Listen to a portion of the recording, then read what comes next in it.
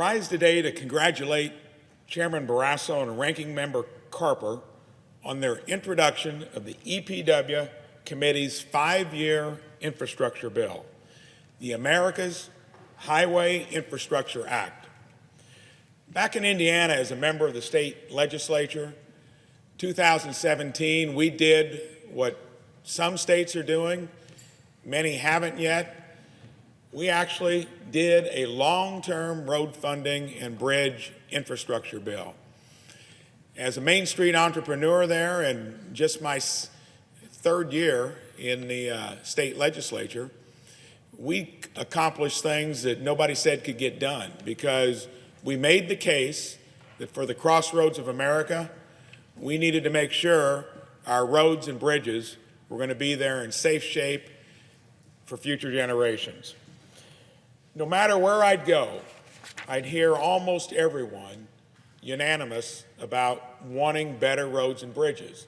Ironically, even in a state like the Hoosier state, 70% of constituents wanted better roads but didn't want their taxes to go up.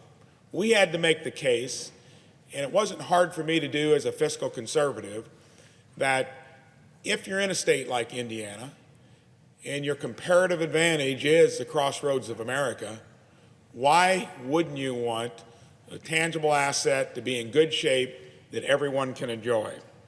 We also did it from a position of strength. We run a balanced budget, generally with a surplus every year, passed a balanced budget amendment, so it was not difficult to talk about investing in the future when you were doing it from a position of strength.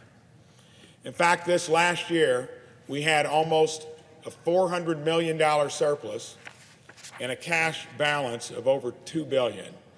Wouldn't it be nice if this place worked like that? The bill introduced provides $287 billion to fix the nation's aging roads and bridges, more than any bill in history. It includes new safety programs to incentivize states to lower fatalities of drivers and pedestrians. It codifies key elements of President Trump's one federal decision to cut red tape, to reduce the time that road projects are spent in the permitting line. It instructs federal highways to address resiliency, making sure that when a road is damaged by a natural disaster, we rebuild it with modern technology that will prevent similar damage in the future. And most importantly, it contains incentives to urge states to put more skin in the game, just like we did in Indiana, taking ownership of their own infrastructure and making sure that states where balance sheets are clean, economies are healthy, that you don't look to the federal government to lead on it, lead yourselves.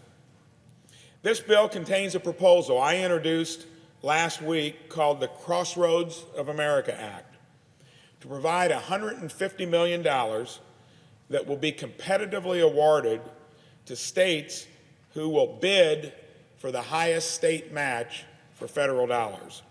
This concept worked for us in Indiana. We called it the Community Crossings Program. And within 1 or 2 years, even after there was much complaining by cities and counties, it's oversubscribed. Instead of sitting on the sidelines, Indiana communities started to bid up their matches, asking for less state money through the program. Wouldn't it be nice if we had something like that here to stretch the federal dollar? It means that the state could approve a greater number of projects, which we've done now into the third year. More projects are being built, more concrete is being poured, more steel is being framed, and more Hoosiers are on the job. This is why this program is so important. Combined, the America's Highway Infrastructure Act will allow more projects to break ground, like our I-69 bridge over the Ohio River, linking northern Kentucky to southern Indiana. The EPW bill will speed up the permitting process and provide funding opportunities to a project that has been in the works for more than 15 years.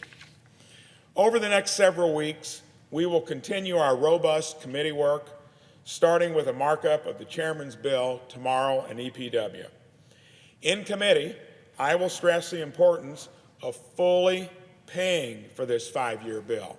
Again, unlike we do most things here, and putting the Highway Trust Fund on a pathway to long-term solvency. We're also going to be considering a budget bill. And for all the reasons that we know the federal government should be there for its own citizens, its stakeholders, including infrastructure, we need to make sure, regardless of what happens to this budget bill, that in the long run, we start balancing our own budget, that we quit borrowing from future generations and kicking this stuff down the road. Hopefully, this infrastructure bill will be the beginning of it. Over 37 years in building a business in my hometown, one principle I've always lived by: when times are good, you create a rainy day fund. You pay back what you might have borrowed. You sacrifice in the short run for long-term prosperity. Until we get back into that mentality here, whether it's infrastructure, shoring up entitlements, whatever people depend on the federal government to do, we're not going to be there for our own citizens. Today, that changes with the introduction of America's Highway Infrastructure Act. We are beginning to put our nation's highway system on a path of long-term solvency. The alternative, I'm afraid, is another unfunded, short-term reauthorization of the Highway Trust Fund. Such a path would be irresponsible, especially after the highway bill comes out of committee this week. We must continue investing in our nation's infrastructure. We must incentivize states to get more involved, and we must fully offset our spending and put the Highway Trust Fund on a responsible path to long-term solvency. That's one of the critical obligations facing this Congress. I yield the floor.